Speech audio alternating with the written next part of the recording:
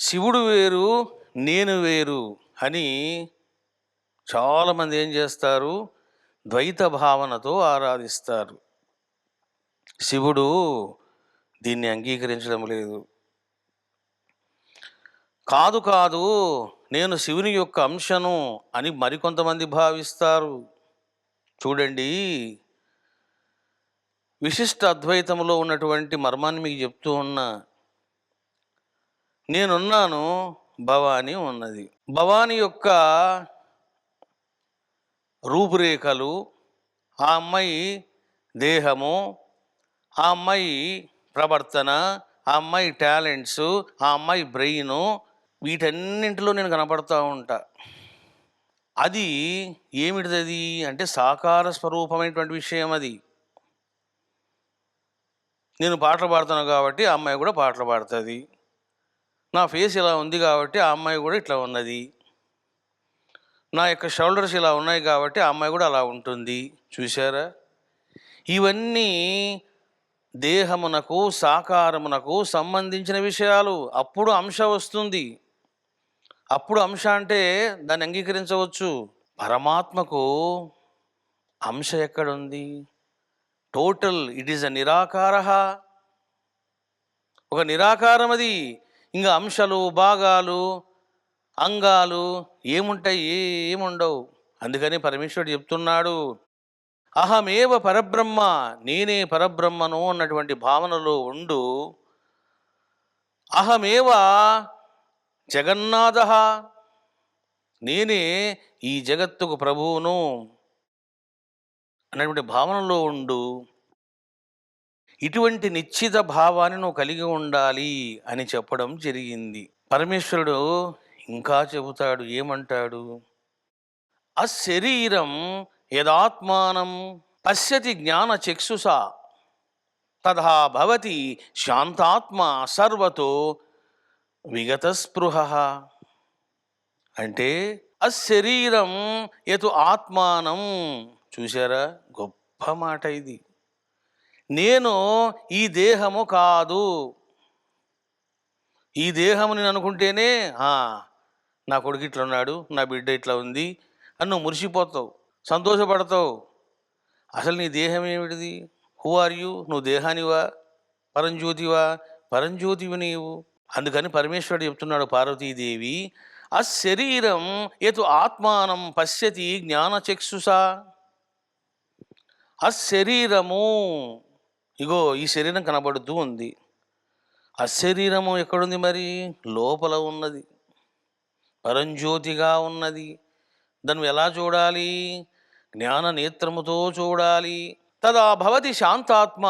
ఎవడైతే అట్లా చూస్తాడో వాడే శాంతమును పొందుతాడు. సర్వతో విగతస్పృహ. ఇంక దేని పట్ల వానికి ఇంట్రెస్ట్ ఉండదు, ఆసక్తి ఉండదు, సంగత్వం ఉండదు. చూశారా? ఇంకా చెప్తున్నాడు మహారుద్రుడు, ఏమన్నారు? యో భావతస్ సనాతనం బ్రహ్మ నిరంతరం. సనాతనం బ్రహ్మ నిరంతరం యత్ పదే పదే సోహమితి ప్రపశ్యేతు. నేనే ఆ పరమాత్మను అని నువ్వుగా భావించడం కాదు. ప్రపశ్యేతు, పశ్యేతు అంటే దర్శించడం, ప్రపశ్యేతు అంటే సుస్పష్టంగా దర్శించడం. చాలామంది చేస్తుంటారంటే నేను బ్రహ్మను, అహం బ్రహ్మాస్మి, అహం బ్రహ్మాస్మి, అహం బ్రహ్మాస్మి. నీళ్ళు దాహం అవుతున్నాయి, నీళ్ళు ఉంటే బాగుండే. నువ్వు మంత్రములాగా స్మరించకూడదు.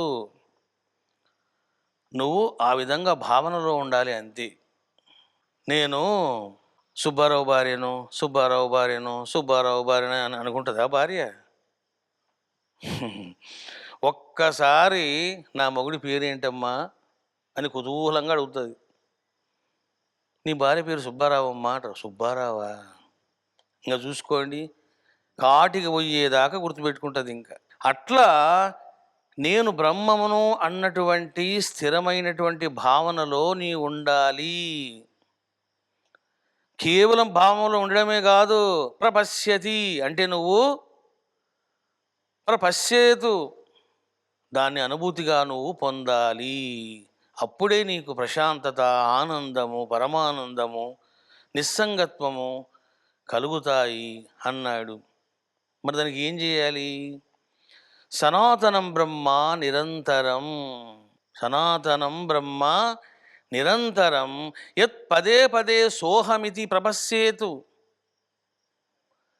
నువ్వు అనేక సార్లు ఆ అనుభూతిని పొందుతూ ఉండాలి, పొందుతూ ఉండాలి, పొందుతూ ఉండాలి.